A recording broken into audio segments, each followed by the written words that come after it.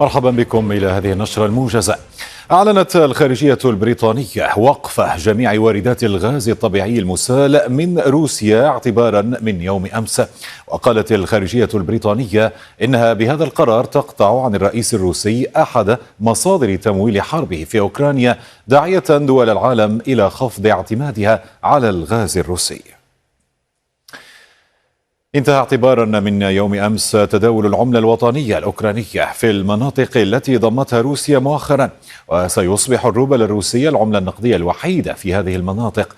ويشمل القرار المناطق الخاضعة لسيطرة موسكو من جمهوريتي دونيتسك ولوغانسك الشعبيتين ومقاطعتي زابوروجيا وخيرسون.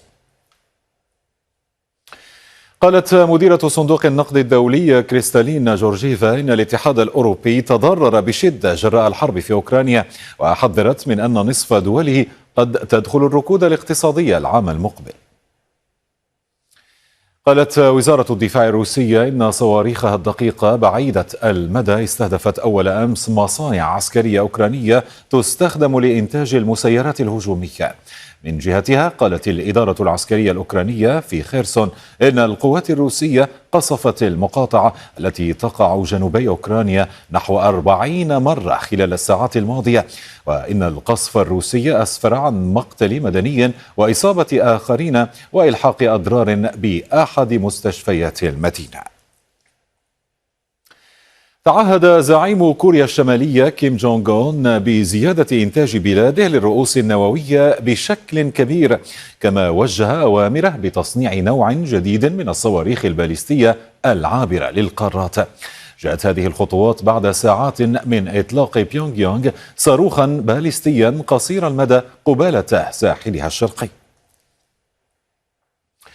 ردا على ذلك عقد كبار قادة الجيش الكوري الجنوبي اجتماعا طارئا، وقد نقلت وكالة الأنباء الكورية الجنوبية عن وزير الدفاع تحذيره من أن بلاده لن تتردد في الرد بقوة على أي استفزازات، وحذر من تقويض السلم في المنطقة.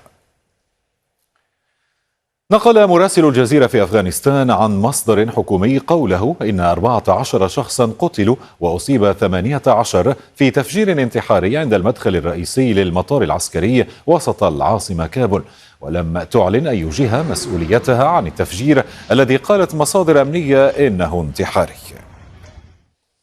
أفادت وسائل الإعلام الرسمية السورية بأن عدوانا إسرائيليا استهدف منطقة جنوب مدينة دمشق، ولم تتوفر تفاصيل عن أضرار محتملة أو إصابات.